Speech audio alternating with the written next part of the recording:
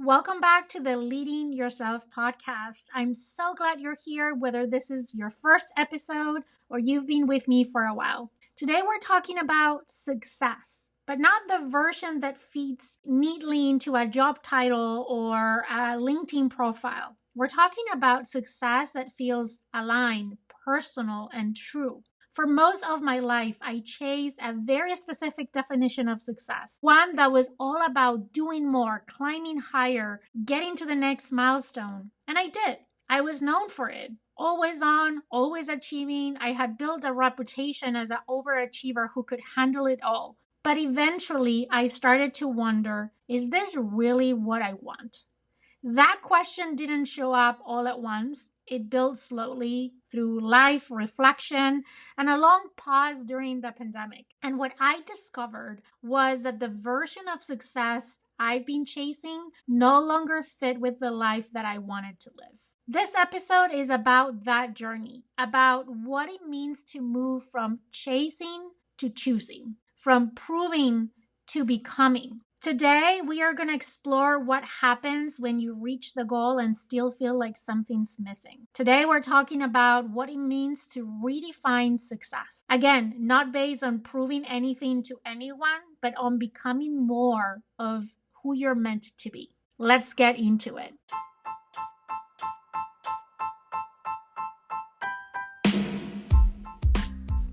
Welcome to the Leading Yourself podcast. This is your host, Carolina de Arriba. I'm an HR professional, health and fitness coach, wife, mom, and above all things, a goal-getter. In this podcast, we're going to be digging into all things leadership, professional and career development, habits, and relationships. This is a podcast for those who want to become the best version of themselves. Those who have big dreams and are willing to embrace the journey and put in the work to achieve them. My goal is to share with you the tools, tips, and tricks to help you in your journey. So let's dig into today's episode. Before we dive into today's episode, I have to say something and get it off my chest. This is an episode that I've been wanting to record for a long time. And for some reason, I haven't, because I think on one hand, one part of me was afraid of what you might think. Other part of me was in the thick of this journey, and it's really hard to speak about this with a light of optimism when you're in the thick of it. And you'll know why I say this in a minute. And the third, I think I had not been able to articulate the core message that I want to pass on to you today and I've been doing a lot of work, a lot of journaling, trying to script some things so I can get that message and articulate it in a way that resonates and inspires you. So with all that in mind, let's dive into today's episode. I think we need to start by going back in time. Let's go back in time for a minute. I want you to think about the first time someone asked you, what do you want to be when you grow up? Maybe you were 5 or 6 and you gave an answer you thought sounded exciting, like doctor or astronaut or teacher. But right there, at that young age, we were being taught that who we are is tied to what we do. And that message, it sticks. We start learning that success is something you earn, something you chase, something that gets measured in grades, titles, salaries, milestones. I was an A+ student in that game. I had a mental blueprint. Study hard, build my resume, climb the ladder, land that role by a certain age, and I did it. One step at a time. I executed the plan. Every decision I made was through the lens of that ambition. Every job I took, every extra hour I worked, every yes I said, even when I was tired and overwhelmed, it was all in service of a very clear outcome. That title, that recognition. And for a while, it felt great. There is something undeniably energizing about making progress, about being seen, about accomplishing something you set your sight on. But here's the part that I didn't expect. When I reached one of those big milestones, the one that I had planned for and worked towards for years, it didn't feel like the way I thought it would. Externally, everything looked right. I made it. But inside, there was this quiet emptiness, a voice asking, is this all there is? It was disorienting, to be honest, because I had done everything quote unquote right. I had followed the script, I had checked the boxes, and still something was missing. That moment, even though it was painful, it was also powerful because it forced me to ask questions I hadn't made space for. Like, what if success isn't about how high you climb, but how aligned you feel? Or what if the title, the salary, the recognition, what if they're not the destination, but just tools? That's when I realized the script I had followed was never written for me in mind. It wasn't built for the seasons in my life. It wasn't built for the nuances. It wasn't built to honor the different parts of who I am. The mom, the podcaster, the dreamer, the deeply introspective human being. If you've ever felt that disconnect, if you've followed the rules and still felt unfulfilled, it's not because you did it wrong. It's because you're evolving. And your definition of success is allowed to evolve with you. Here is something that I wish we talk more about, and that is the difference between achievement and alignment. Achievement is about doing. On the other hand, alignment is about being. Achievement is what the world teaches us to chase, the titles, the goals, the tangible things you can check off. It's public, it's measurable, it's praised. On the other hand, alignment, it's quieter. It's internal. It's about whether the things you're doing reflect your values, your energy, and your own truth. I've achieved without alignment. And let me tell you, it's exhausting. There have been seasons in my career where everything looked great from the outside. The kind of job people admire, the kind of opportunities I once dreamed of. But on the inside, I felt scattered, disconnected. There were moments when I was sitting in meetings or starting at my overflowing inbox thinking, why doesn't this feel right anymore? And here's the tricky part. Because I was still performing, most of the time overperforming, people still saw me as successful. I still got results, but I was doing it from a place of pressure and not purpose. I was showing up because I was supposed to.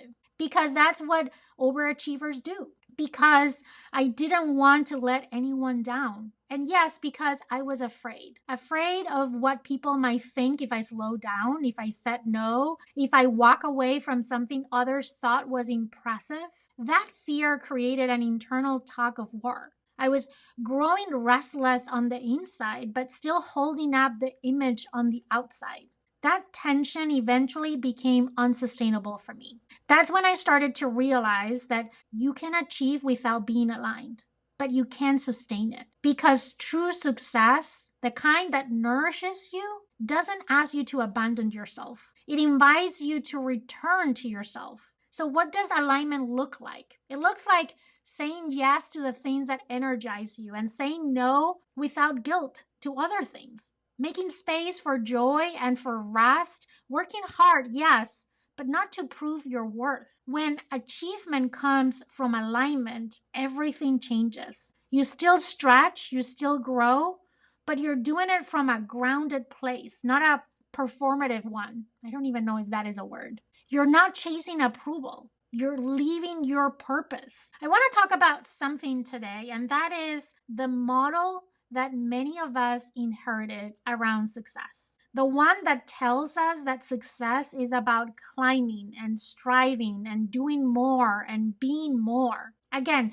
this model isn't inherently bad. It rewards discipline and commitment and resilience, all great things. But I think what I realize at least is that it's incomplete. It doesn't leave room for presence, for reflection, for seasons of stillness, for redefining. And if we never question it, we end up squeezing ourselves into a shape that no longer fits. For years, I was that high achiever. I was proud of it. I still am in some ways, but that identity also became a box. I remember having thoughts like, if I slow down, what will people think? Will they assume that I'm not committed? Will they think I'm less capable?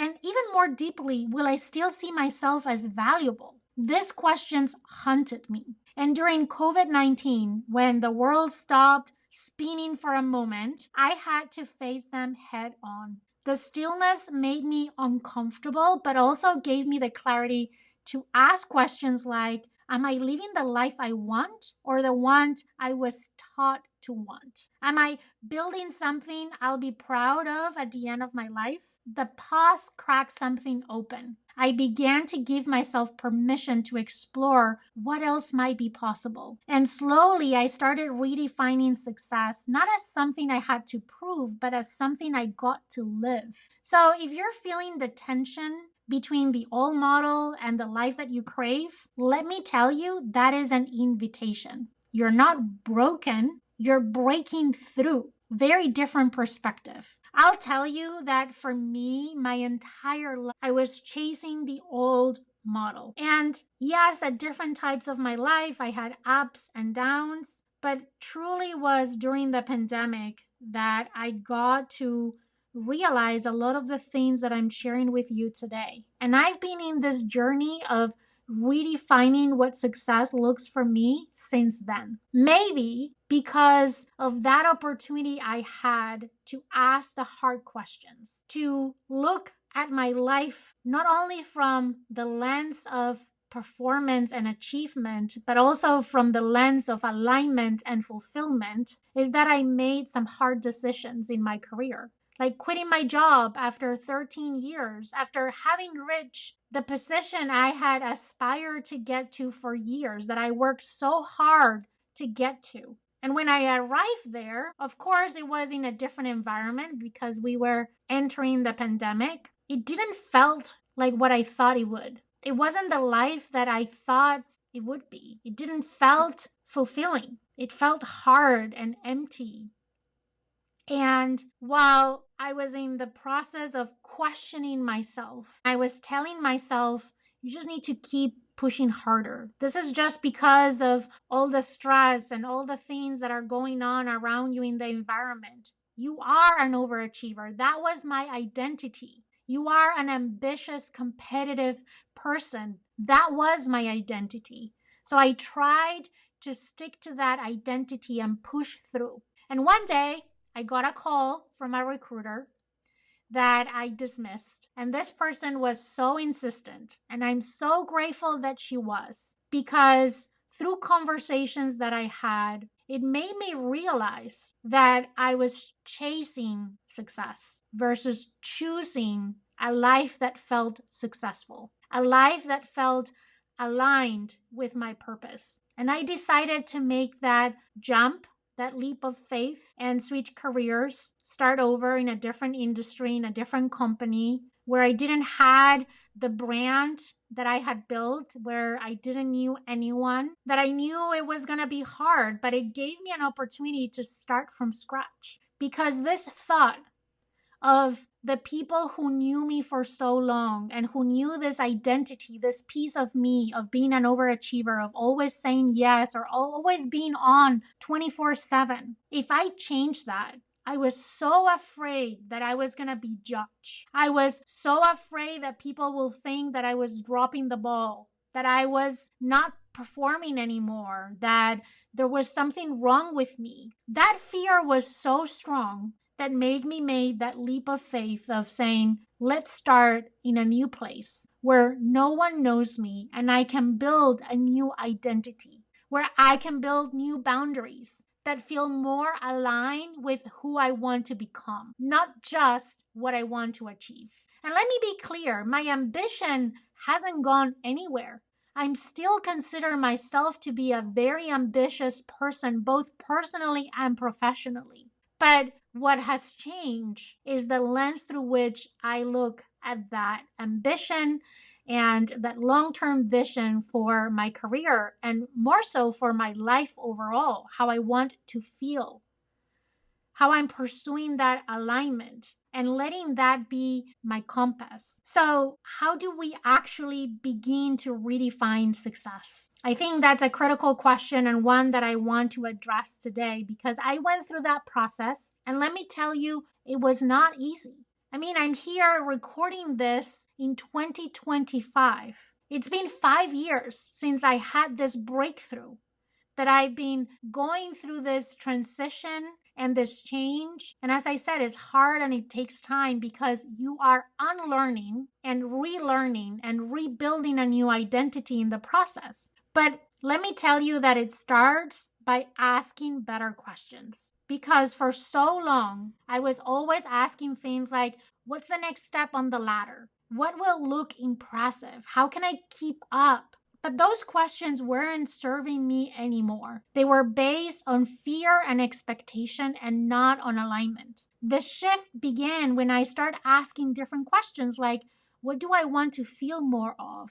What matters most in this season of my life? What kind of impact do I want to make, not just on paper, but in people's lives? And here's the nuance. I still believe in vision. I still set long-term goals. I still stretch myself. But now I filter those goals through a deeper lens. Will this path bring me closer to the kind of person that I want to become? Will this decision create more peace, more presence, and more purpose in my life? Success isn't just about results. It's about rhythm. And when you start tuning into your own rhythm, you start building a life that's not just successful, but it's sustainable. We hear a lot about sustainable careers. This is what it means to me. So if you are at a point where the old questions aren't working for you anymore, try asking new ones. What would feel true for you now? What does this version of you want? You don't need to have all the answers, but the questions, that's where the power lives. Now, let's shift gears and talk about what success actually looks like when it's personal, when it's not shaped by someone else's checklist, but by your own clarity and values. Because that's the thing. Once you start redefining success on your own terms, everything changes. You begin to see success not as a big destination, but as a series of aligned decisions. For me, this has looked like giving myself permission to say no to things that at one point in my life would felt like a huge loss to walk away from. High profile roles, projects that looked amazing on paper, but didn't leave space for my family or for me. There was a time when I wouldn't never imagine saying no to any of it. Back then, success meant more responsibility, more recognition. It meant staying on all the time. I even had a bit of a reputation or a brand, if you will, as an overachiever. The one who would always go the extra mile, show up early, deliver more than she was asked. And I love that about myself. It made me feel reliable, respected, in control. But here's what I didn't realize until later. I had built that identity in part to protect myself from something deeper, from the fear of being perceived as less capable if I ever slow down, from the fear of missing out if I said no, from the worry that if I didn't keep up, I'd fall behind or worse, be forgotten. So I kept pushing, even when I was tired, even when I knew I was moving faster than I wanted to, until I couldn't anymore, until I started to feel the cost, until I realized if I kept going at that pace, I might reach all my goals, but I wouldn't feel anything when I got there. That's when I started redefining what success meant to me. And you know what it looks like now? It looks like protecting my morning so I can start the day grounded, not in reactive mode. It looks like saying yes to things that bring me energy, even if they're not as strategic in paper. It looks like carving out time for my kids. That's not just about logistics, but about presence. It looks like launching this podcast with no blueprint, no guarantee, just a sense that it mattered to me. It looks like prioritizing alignment over achievement, impact over image, peace over pressure. This kind of success might not get applause in every room. It might not land me on a 30 under 40, or now, let's be honest, 40 under 40 or 50 under 50, but it allows me to feel proud of how I'm showing up, not just what I'm doing. And the same is true for you. Your version of success might be choosing a slower pace in a season that demands more rest. It might be launching something new, even if no one else understands it yet. It might be staying where you are, but with a complete different intention. There is no one size fits all. But here's the ultimate test. Does it feel like you? Are you becoming someone you respect or just someone others admire? If so, that's success. Now, let's talk about the part no one prepares you for, the in between. That awkward, uncomfortable, slightly disorienting season between who you've been and who you're becoming. When I first started shifting away from overachievement towards alignment, I'll be honest, I felt a little like an identity crisis because I wasn't just changing my calendar, I was changing how I saw myself. And maybe you feel it too. You start saying no to things you used to say yes to. You start needing more time to think, reflect, and breathe. You're not chasing like you used to. You're not on all the time. And a voice creeps in, maybe your own, maybe someone else's, that whispers, "Are you slipping? Are you losing your edge? Have you become soft?" I heard that voice. I battled with that voice because part of me still clung in the old identity, the high performer, the one who could juggle it all, the one who always delivered. And there were moments, especially early on, when I genuinely fear, what if people don't respect me as much if I was not constantly proving something? But what I've learned, and I'm still learning, is this. Letting go of hustle doesn't mean letting go of excellence. You can be intentional and still driven. You can slow down and still be growing. You can step back and still be respected. The deep you feel in the in-between isn't failure, it's recalibration. Your body, your nervous system, your mindset, they've been trained for speed, for output, for recognition. So when you start making decisions based on values instead of validation, it takes time to adjust. Your performance might look different. Your priorities might shift. Your schedule might feel quieter. But this is where the real shift happens. You're not doing less. You're doing differently. You're creating space for depth, for clarity, for things that last. And yes, it's vulnerable.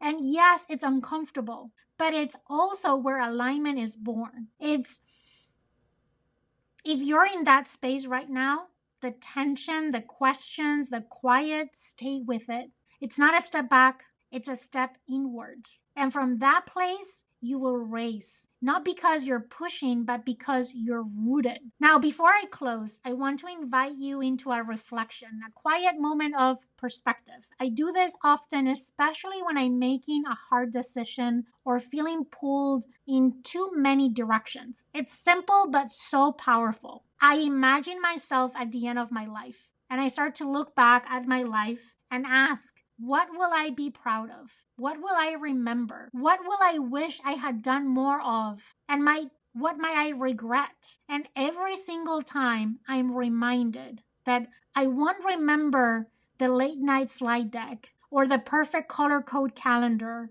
or the extra emails I sent to prove that I was engaged. I'll remember the Saturday morning snuggles with my kids, the podcast episode that I recorded from the heart, the walks where I felt present instead of preoccupied, the times I trusted myself even when it didn't make sense to anyone else. That's what success looks like to me. And maybe for you, it's something else. But the point is, you get to decide. You don't need a title to be proud of yourself. You don't need a gold star to validate your choices. You don't need to keep proving something you already are. So as we wrap up, I want to leave you with a few questions. 4 questions. Number 1, where in your life are you still measuring success by someone else's metric? Question number 2, what does aligned success feels like, not just looks like? Number 3, what's one thing you're ready to release? And number 4, what is one thing you're ready to reclaim? Write them down. Talk them out. Let them guide you this week. And if this episode spoke to something in you, I'd love to hear about it. Send me a DM, tag me on Instagram. You can find me as Leading Yourself Podcast, or even better, share this episode with a friend who is in a transition as well. And I want to close reminding you of something. You are not falling behind. You're finally coming into alignment. And that's the beginning of something really beautiful. Until next time, keep leading yourself forward. Have an amazing and intentional week ahead. And I can't wait to talk to you again next week on another episode of the Leading Yourself podcast. Okay, my friend, that's all I've got for you today. But before you go, 2 quick reminders. Number 1, if we're not already friends on Instagram, let's get connected. You can find me as Leading Yourself Podcast. Number 2, make sure you're subscribed to the podcast so you never miss an episode. Thank you so much for joining me today. I am incredibly grateful that you're in this journey with me. I want to leave you with one last thought. I want to remind you that you're destined for more and that every step that you take brings you closer to becoming that best version of yourself. Embrace each day as a chance to learn, grow, and chase your dreams. The world needs you to shine brightly, so go out and show up fully and authentically. Take care, and I'll see you next time.